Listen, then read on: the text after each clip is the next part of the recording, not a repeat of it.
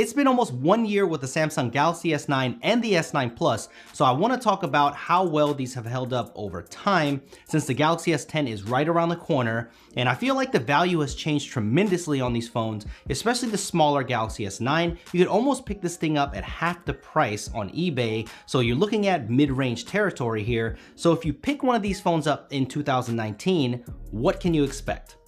A year in the smartphone industry is a lot. We've seen bezel-less phones with motorized front-facing cameras, slide mechanisms, and even completely portless phones, but the Galaxy S9 and the S9 Plus have aged really well because, let's not forget, Samsung is the OG of fighting against the notch, and even though there's a small chin and a top bezel, I think this still looks great. The Quad HD display is still one of the best in the industry. The Super AMOLED display is sharp, it's colorful and bright. But one complaint I have about these curved screens is the glass. The curve does look pretty cool and it does feel good in your hands, but this curved area on the front and back can get scratched pretty easily because a lot of times what I do is I don't use cases on my phone. Sometimes I'll put a skin on the back of it like this one, but a lot of times I like to use it without protection because that's the only way that you can really test the durability of a phone. So I end up doing this a lot, putting it on the table, or even with the screen down, a lot of times just by habit, I end up doing it like that.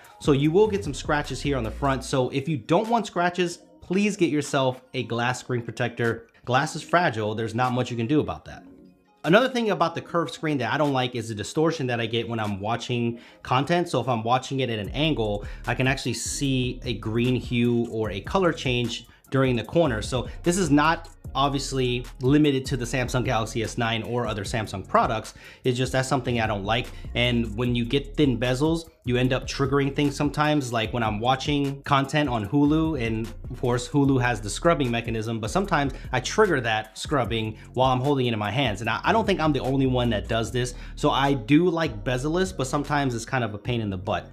Hopefully we'll see some improvements there on the S10, but overall the hardware has been very solid. It feels good. Some people don't like the Bixby button, but what's good is you can disable that. So now I don't trigger it every single time. So thank goodness. It's been a fight back and forth, but you can disable that key, which is great. So what you will get if you pick one of these up this year is that you still get the headphone jack, which is pretty much a unicorn in the smartphone industry right now. And it looks like the S10 is actually gonna hold on to that. So I really appreciate that. Thank you, Samsung. You also get a USB-C port with fast charging. You get dual speakers to go along with that AMOLED display. You also have a glass back, so you get fast wireless charging. You have IP68 water resistance, fingerprint scanner on the back. You also get a retina scanner on the front. So even though that the S10 is gonna have more features, I feel like all the flagship features that most people care about are still in the S9 and S9 Plus. Both of these phones still have plenty of power with the Snapdragon 845. I can't say it's been a lag-free experience, but as a whole, it's been pretty snappy over time. I do have to say that the S9 is the more laggy device, in my opinion, from what I've been using. I do get more stutters on this device, and that could be because of the 4 GB of RAM compared to the 6 GB that's on the S9 Plus. And I hope they eliminate that this year because I don't like how they cripple the smaller model, because not everybody wants this big gigantor phone. And I feel like that this model actually in the hand, I really like the way it feels better. And you still get a big enough display, but I just feel like that it fits better in the hand, and I love this form factor. To be fair, I am not running One UI and I don't have Android Pie on either of these devices. A lot of people have already had that pushed out. There's a lot of performance increases and the UI looks a lot better and cleaner to me. So that could bring better performance to the S9 with only 4 GB of RAM. I'm not sure, but that's the one thing that I do want to talk about with these Samsung phones is that Samsung has done a great job of pushing out software updates throughout its 1-year life cycle. Both of these phones now are on the December patch, but most people are already on the January security patch here. So other manufacturers like LG especially, they are not current on the security patches and there's not a lot of software updates. So for a bigger manufacturer, Samsung has done a pretty good job of pushing out software updates. And if you're running Pi and One UI now, you're gonna get pretty much the same experience that you're probably gonna get on the Galaxy S10.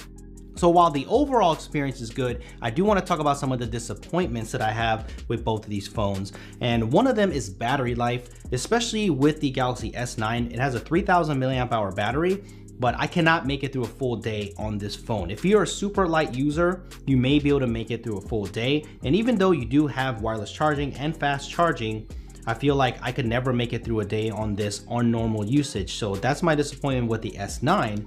And with the S9 Plus, even though it does have a bigger battery, I feel like other phones in this class have better battery life. So hopefully One UI did fix a little bit of battery life stuff, but that's probably the big disappointment here with these two phones.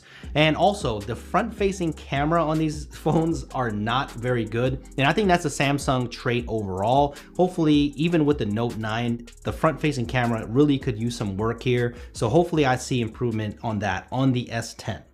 The one thing that you don't want to be disappointed in when you pick up a phone this year is camera quality, and I still feel that the S9 and S9 Plus produce some incredible images. Even the single lens Galaxy S9 produces awesome dynamic range. It's got great sharpness, nice colors. You're also going to get some good depth of field as well. So when it comes to video, you're also going to get awesome 4K. The 4K 60 is really handy, and I can attest to this. I've made full videos on both of these, and you won't believe how good the video is off of these cameras. So if you produce a lot of stuff or if you take a lot of video, these definitely will not disappoint. But remember, if you want to do portrait mode or live focus, you're going to have to pick up the S9 Plus with the dual lenses. The S9 regular cannot do that. So they both do have dual aperture mode for low light photography. It goes down to f1.5 and it does let a lot more light in. But I want to see some more improvement this year on this. I want to see better balance of the photos. I feel like even though it lets a lot more light in, I feel like the image is softer, and basically the exposure and the balance and the whole entire processing of these photos could be a little bit better. So that's one of the things that you might miss out on if you don't pick up the S10. And you're probably going to miss out on a few extra lenses with the S10 series. But if you don't care about that stuff, then I would still look into these. Of course, the Galaxy S10 is going to be bigger, badder, it's going to be faster, it's going to have a lot of cutting edge features. But for the budget conscious, I feel like this is the best time to pick up the last year model, because you have to think, it still has a lot of the flagship features that most people care about. It's still got a good camera, it's still got a great display, you're still getting wireless charging, water resistance, all of that stuff that people care about are still in these phones right here. So while these phones came out at top price, now they're selling for much less, and you're pretty much in the mid-range category when you're picking up this phone. So this is something that I want to know from you guys. Number one, if you have a Galaxy S9 and S9 Plus, let me know how your experience has been. Is it similar to mine? Is it worse? Is it better?